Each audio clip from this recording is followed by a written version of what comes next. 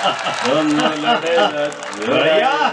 वाह वाह वाह वाह वाह वाह वाह। क्या प्यार है साहब, कमाल। दुनिया बता रही वाह।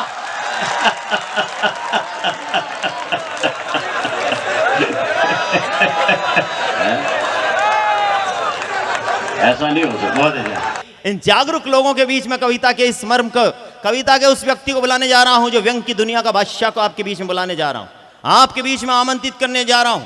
क्योंकि आप भाषा कोई भाषा में कोई खास बात नहीं होती है। भाषा समझने वाला होना चाहिए। भाषा समझ जाए तो बहुत अच्छी बात है। आपको, मुझे याद नहीं आप क्या समझते हैं कि अब समझ जाएंगे, अभी वो आएंगे तो। अब ये मेरी पत्नी साहब गुजरात की है, ये बड़ी समस्या हो जाती है। बाहर का आदमी आता तो समझने में थोड़ा। मेरी पत्नी गुजरात की, मैं उसे लेके आया, शादी अहमदाबाद की रहने वाली, मैं ले आया, ला करके मेरे घर पे मैंने उसको, अब पहले ही दिन 2-3 दिन बाद हुए, हमारे दिनेश जी वैसे अब कवि सम्मेलन के लिए आए थे। मैंने कहा अरे चाय बना ला, तो चाय बनाने की तो बहुत देर में आई। तो मैंने अपनी राजस्थानी, आपके या पता मुझे नहीं मालूम क्या कहते होंगे, मैंने उसे कहा मैं तू कितनी गेली है। गेली पागल को कहते हैं, समझ गए होंगे ना उन्हें कि मैंने कहा तू कितनी गेली है। अब वो साहब समझी नहीं गुजरात की, मेरे पे तो दिया, पर मैं बाद में जितने में दिनेश जी चले गए, मैंने मुझे पूछी गेली का मतलब क्या होता है जी। अरे मैंने कहा गेली का मतलब तू कितनी सुंदर है, तू कितनी सुशील है। अब साहब उसका सुनना, इतना कहते ही बोली आप भी कितने गेलिया हो जी। भाषा के चमत्कार है साहब। ताइए मैं भाषा के चमत्कार के बीच में एक बार तालियां मारे हो जाए आपकी। अब मैं उस कवि को आमंत्रित करने जा रहा हूं जहां व्यंग की दुनिया में आपको लेकर चलता हूं कि होठों पे मुस्कान। व्यंग क्या होता है आपको समझाने के लिए मैं उस कवि को आपके बीच में बुलाने जा रहा हूं जो बहुत दूर पानीपत से हमारे बीच में आए हैं। उन्हें इन पंक्तियों से मुझे याद आ रहा है कि होठों पे मुस्कान दिलों में लिए खाई बैठे हैं। होठों पे मुस्कान दिलों में लिए खाई बैठे हैं, करने को हिसाब आज पाई पाई बैठे हैं। और आज करेंगे बाबूजी अपनी दौलत की वसीयत, इसलिए पहली बार इकट्ठे सारे भाई बैठे हैं। जब व्यंग इस प्रकार से चलता है तो आपके दिलों में गुदगुदी पैदा करता है। आइए व्यंग की दुनिया में मैं आपको, क्योंकि जब हास्य की बयारों में व्यंग के फूल खिल जाते हैं, जब मंच पर व्यंग के सुल्तान योगेंद्र मुदगिल आते हैं। जोरदार तालियां बजा दीजिए भाई साहब योगेंद्र जी मुदगिल के लिए। बहुत बढ़िया संचालन कर रहे हैं प्रदीप जी, आप लोग देख ही रहे हैं, बहुत इंटेलिजेंट हैं।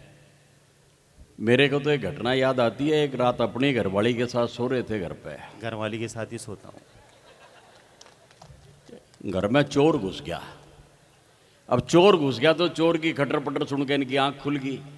आंख खुल गई तो इन्होंने देखा कि साहब घर में तो चोर घुसा हुआ है और चोर के हाथ में 7 इंची चाकू है। ये बहुत इंटेलिजेंट, ये तुरंत खड़े हुए, रजाई से बाहर आए, सेफ की चाबी निकाली और चोर को दे के बोले ले भाई चोर ले पकड़, जो करना है कर ले। पर चोर बहुत ईमानदार था। बोला एक बात बताओ पवार जी, ये चाकू क्या दिखाने के लिए रखा हुआ है? आपको पता नहीं, मैं तो जहाँ भी जाता हूँ, हमारे कबीले का नियम है, मैं जहाँ भी जाता हूँ वहाँ खून भी करता हूँ। प्रदीप जी बोले हमारे टोंक में भी एक नियम है, लेडीज फर्स्ट। और कह के अपनी घरवाली आज्ञा कर दी। चोर ने उनका नाम पूछ लिया, बोला जी आपका नाम? वो बोली जी मेरा नाम शकुंतला। चोर ने तुरंत चाकू नीचे कर लिया और बोला शकुंतला तो मेरी माँ का नाम था, मैं शकुंतला नाम की किसी महिला को नहीं मारता, प्रदीप पवार इधर आ जा। अच्छा, लेकिन मित्रों ताली तो आप इनकी प्रत्युत्पन्न मति पर बजाना, इनकी इंटेलिजेंसी पर बजाना। चोर ने कहा कि शकुंतला तो मेरी माँ का नाम था और मैं शकुंतला नाम की किसी महिला को नहीं मारता, प्रदीप पवार इधर आ जाओ। तो प्रदीप जी बोले भाई चोर बात सुन ले ध्यान से, बात ध्यान से सुन ले, चाकू मार ले मेरा 4 बार, पर तेरे को एक बात बता दूं, नाम भले ही मेरा प्रदीप पवार हो पर मोहल्ले वाले मुझे प्यार से शकुंतला ही कहते हैं। बहुत जोरदार तालियां हो जाए भाई योगेंद्र जी के लिए। दिनेश जी ने बहुत प्रेम प्यार की बातें करी, नक्शिक का वर्णन किया, पता नहीं क्या क्या सुनाया, बहुत सारे प्रेम से प्रेम पूरा का पूरा, मतलब मैं तो ये कहूँगा लाद ही दिया था बिल्कुल एकदम ऊपर तक। लेकिन दिनेश जी मैं आपको एक बात बता दूं, प्रेम की जो डेप्थ, जो गहराई हरियाणा में पाई जाती है वो कहीं नहीं पाई जाती। वाह, एक शेर पढ़ता हूँ साहब, सिर्फ और सिर्फ एक शेर प्रेम की डेप्थ समझाने के लिए, जिस प्रेम की बात हुई थी कि सब कुछ लुटा दिया तेरे प्यार में सितमगर, सब कुछ लुटा दिया तेरे प्यार में सितमगर, एक भैंस बच गई थी वो आज बेच दी। क्या प्यार है साहब, कमाल है। अब इससे ज्यादा नहीं हो सकता कहीं भी। और खैर साहब बहुत सारी बातें हैं, बहुत सारी, मैं तो क्या बताऊं, ऑब्जर्वेशंस हम लोग इधर उधर से हाथ से निकल जाता है। पिछले दिनों ये घटना घटी, वो अपने क्रिकेट टीम के कप्तान है विराट कोहली, उन्होंने ब्याह कर लिया। अब ब्याह किसके साथ किया? अनुष्का के साथ। नेचुरल सी बात है, करना ही था अनुष्का के साथ, वो 5-6 साल से यही चल रहा था, खाली ब्याह ही होना बकाया था। अब अगले ने सोचा चल यार इसको भी निपटा ले। अब उसने ब्याह के लिए जगह चुन ली इटली। अब जब उन्होंने जगह इटली चुनी तो मेरा एक क्षण तैयार हुआ, मैं आपको स्वागत आपका, कि शायद विराट ने ये सूझबूझ दिखलाई, शायद विराट ने ये सूझबूझ दिखलाई, ब्याह के बहाने चल इटली में सोवेंगे, खास खास दोस्तों की लेंगे शुभ कामनाएं, अनुष्का के प्यार संग बीज नया बोवेंगे।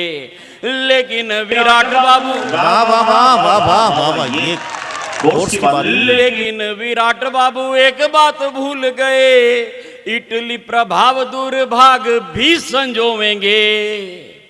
दुनिया बता रही है इटली में बोए बीज, होवेंगे तो मंद बुद्धि पप्पू जैसे होवेंगे। दुनिया बता रही है।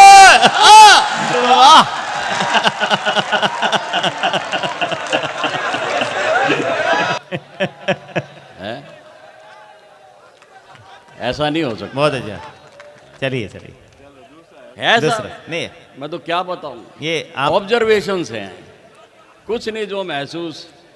चलिए, अब जब पूरा देश महसूस कर रहा है, पूरा राजस्थान महसूस कर रहा है, तो मैं क्या कर सकता हूं?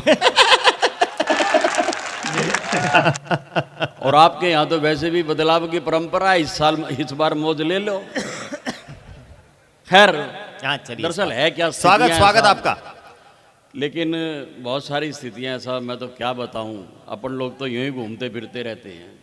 हाँ, बहुत सारी स्थितियां चलती हैं। विशुद्ध हास्य की 4 पंक्तियां आप तक भेजता स्वागत हूं, आप आपका। हास्य का आनंद लें और हास्य की पराकाष्ठा देखें, हास्य किस प्रकार उत्पन्न होता है। कि गांव में जो बिजली के आने की खबर सुनी, गांव में जो बिजली के आने की खबर सुनी, लोग लुगाई सारे नाच झूम रहे हैं। यहां तक तो ठीक था पर हद की है बात यार, गांव के कुत्ते भी मद मस्त झूम रहे हैं। तो मोलड़ ने, अच्छा मैं एक बात बता दूं, मैं हरियाणा से आया हूं, आप में से जो लोग हरियाणा को जानते हैं उनको पता होगा, हमारे यहाँ 2 कैरेक्टर विशेष पाए जाते हैं, एक तो ताऊ और एक मोलड़।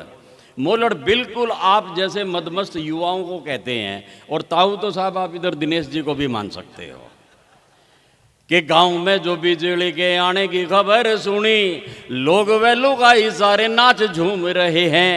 यहाँ तक तो ठीक था पर हद की है बात यार, गांव के कुत्ते भी मद मस्त झूम रहे हैं। तो मोलड़ ने ताऊ ते यो बूझ लिया, ताऊ बोल, कुत्तों ने के मीटर मिला ये क्यों झूम रहे हैं। ताऊ बोला बिजली लगेगी तो लगेंगे खंबे, खंबों की खुशी में सारे कुत्ते झूम रहे हैं। ताऊ बोला बिजली। बहुत सारी, वाह वाह। दरअसल है क्या कि राजनीति के बारे में तो साहब क्या कहा जाए, राजनेताओं के बारे में क्या कहा जाए। मेरे से तो किसी ने पूछ लिया बताओ नेता और आदमी में क्या फर्क है। मैंने उसको बड़े प्यार से समझाया कि आदमी यदि कोशिश करे, प्रयास करे तो वो नेता बन सकता है, लेकिन नेता लाख कोशिश कर ले, लाख प्रयास कर ले, आदमी नहीं बन सकता। मैं तो 4 पंक्तियां समर्पित करता हूं साहब। स्वागत आपका। कि नेताजी की पत्नी को डॉक्टर ने चेक किया, नेताजी की पत्नी को डॉक्टर ने चेक किया और ये बताया उन्हें दिन चढ़ने लगे। आंगन में जल्दी ही खेलेगा एक नौनिहाल, सुन नेताजी के गाल पीले पड़ने लगे। तो पत्रकारों ने ये भाव देख पूछ लिया, सर खुशी की इस बात पे क्यों आप सड़ने लगे? नेता माथा ठोक बोले, क्या जमाना आ गया है, घर में भी यार फर्जी वोट पड़ने लगे। नेता माथा ठोक बोले, क्या जमाना आ गया है, घर में भी यार कमाल है, कमाल है। वोट पड़ने वाह। लगे। क्या हाँ? फर्जी वोट का जवाब नहीं। तालियां हो जाए आपकी।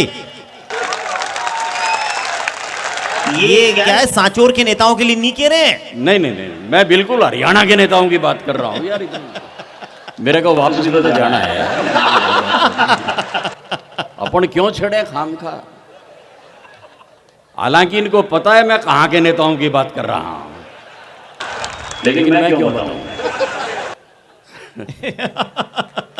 अगर आप दोबारा उसी ऊर्जा से सुनते हैं तो मैं पढ़ देता हूं, मेरे को कोई ऐतराज नहीं है इस बात पर। एक बार ताली वाली बजाएं, मैं पढ़ता हूं कि नेताजी की पत्नी को डॉक्टर ने चेक किया और ये बताया उन्हें दिन चढ़ने लगे।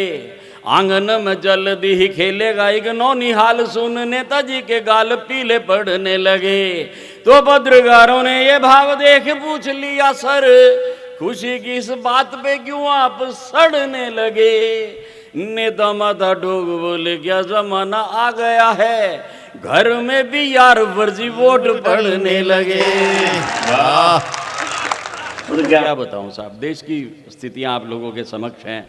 कितनी सारी विडंबनाएं, कितनी सारी विद्रूपताएं, कितनी सारी विसंगतियां। मेरे को तो ध्यान में साहब एक जगह चुनाव हुआ, नेताजी चुनाव जीत गए साहब, सारे के सारे नेता जीत गए। तो उनकी रात को मीटिंग हुई, किशन कैबिनेट की मीटिंग हुई। मीटिंग के अंदर सबने विभाग बांट लिए, भाई तेरा ये मंत्रालय, तेरा वो मंत्रालय। एक को कृषि मंत्रालय दे दिया, वो छोटी जगह से आया था। और जब उसको कृषि मंत्रालय मिला तो फूल का कुप्पा हो गया और बोला भाई ये तो बहुत अच्छा हुआ। लेकिन एक शर्त रख दी गई कि कल तक जब तक बड़े नेताजी घोषणा नहीं करेंगे तो ये बात लीक नहीं करनी है, किसी को बताना नहीं है। लेकिन साहब वो घर आया, घर आके उसने अपनी घरवाली को बता दिया। घरवाली को बता के कहने लगा, देख भई आज तो मेरी इच्छा पूरी होगी, मैं देश का कृषि मंत्री बन गया और अब मैं इस खुशी में गांव जाऊंगा और खेड़े की धोख मार के आऊंगा। और जैसे आया था गांव से, साइकिल पर आया था। आज भले ही मेरे पास कार है, सब कुछ है, लेकिन मैं साइकिल पर चढ़ के जाऊंगा और खेड़े की धोख मार के आऊंगा। और अगले दिन साहब सुबह वो उठ के नहाए धोए और उसके बाद साइकिल उठाई और चल दिए गाँव की तरफ। गांव बहुत दिनों के बाद साइकिल चलाई थी, सांस फूल गया, पसीने आ गए, बुरा हाल हो गया, हड़क सूख गया, प्यास लगी। तो उन्होंने देखा भाई एक गांव का किसान जो है ना अपने खेत में पानी लगा रहा है। वो तुरंत उतरते ही उन्होंने, किसान ने उसकी हालत देखी और बोला भाई पानी की बहुत ज़रूरत है। बोला भाई पहले बाद में राम राम बाद में कर लियो, पहले पानी पी ले। साहब उन्होंने पानी पी लिया। पानी पीने के बाद जो है ना उन्होंने तृप्ति की डकार ली और चारों तरफ देख के बोले कि वाह भाई ताऊ क्या बात है, कि तेरी जो कपास की फसल हुई है ना क्या शानदार है। ये सुनते उस किसान ने नारा लगाना शुरू कर दिया, कृषि मंत्री जिंदाबाद, कृषि मंत्री जिंदाबाद, कृषि मंत्री जिंदाबाद। अब वो चकराए, कहने लगे यार एक बात बता, ना मेरे साथ कोई ब्लैक कैट कमांडो, ना मेरे साथ कोई लाव लश्कर, ना अभी तक रिजल्ट लीक हुआ, ना प्रेस में आई, तेरे को पता कैसे लगा कि मैं कृषि मंत्री हूँ? तो किसान ने उत्तर दिया कि जब आपने मेरी इस गन्ने की फसल को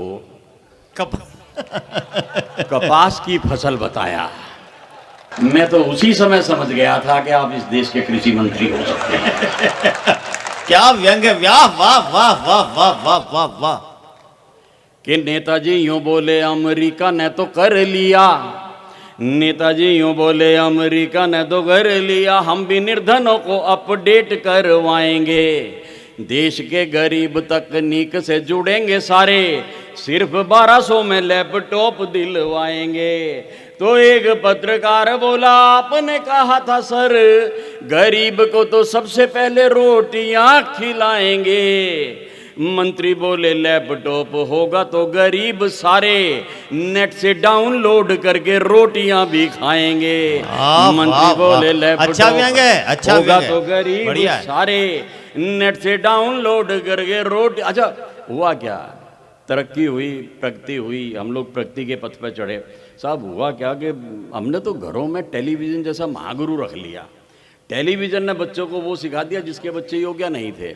मेरे को तो एक घटना याद आती है, एक आदमी ने घर पे फ़ोन किया, उधर से मैडम ने उठा, बोला हेलो। मैडम बोली हेलो। बोला कहाँ पे है? बोली घर पे ही तो हूँ। बोला घर पे है तो मिक्सी चला के दिखा। उसने साहब मिक्सी चला दी, घर। 3-4 दिन के बाद उसने फिर फ़ोन किया, हेलो। उधर से मैडम बोली हेलो। बोला कहाँ पे है? बोली घर पे हूँ। बोला घर पे है तो मिक्सी चला के दिखा। उसने फिर मिक्सी चला दी। 3-4 दिन के बाद उसकी छुट्टी थी, वो घर आया, देखा मैडम थी नहीं। तो उसने नौकर से पूछ लिया, अरे मैडम कहाँ है? बोला जी पता नहीं, 2 महीने हो गए, रोज सवेरे मिक्सी लेके पता नहीं कहाँ निकल जाए। कैसे दौर में जी रहे हैं। वाह, तालियां हो जाए एक अच्छा, बार। वाह, क्या जवाब नहीं आपका। अच्छा ये तो परमार जी की भी समझ में आई बात। बढ़िया भाई साहब। नहीं मेरे को दिख रहा है। मैं तो क्या बताऊं साहब, हम लोग कहाँ थे और कहाँ पहुंच गए कैसे। मैं एक विडंबना आप तक भेजता हूं, स्वागत आपका, स्वागत। आप आनंद लें केवल। कि ताऊ बोला जी करे से, ताऊ बोला जी करे से ऐसा वरदान मिल जाए, नाक ने बढ़ा के गणपति बन जाऊं मैं। बढ़िया है। तेरे पे पूजा कराऊं, दीवा बाती भी लुआऊं, रोज ताजे ताजे मीठे मीठे लाडू खाऊं मैं। बढ़िया। तो ताई बोली हाथ जोड़ गणपति बन जे तो, हो जू मैं निहाल अर शुकर मनाऊं मैं। हर साल यमुना में कर के विसर्जन तेरा, अपने लिए नवा गणपति ले गया हूं मैं। वाह, वाह, हर वाह, साल वाह। यमुना में कर के विसर्जन तेरा। मैं तो क्या बताऊं साहब, बढ़िया है। कहाँ पहुंच गए हम, कहाँ से चले थे, कहाँ तक की कितनी विडंबनाएं गिनाऊं। एक और घटना ध्यान में आ रही है, भेजता हूं आप तक। के पीछे पीछे मोलड़ ने देख कैन्यू छोरी बोली, पीछे पीछे मोलड़ ने देख कैन्यू छोरी बोली, पर हट बार बार पीछे पीछे आवे से। पीछे पीछे मोलड़ ने देख कैन्यू छोरी बोली, पर हट बार बार पीछे पीछे आवे से।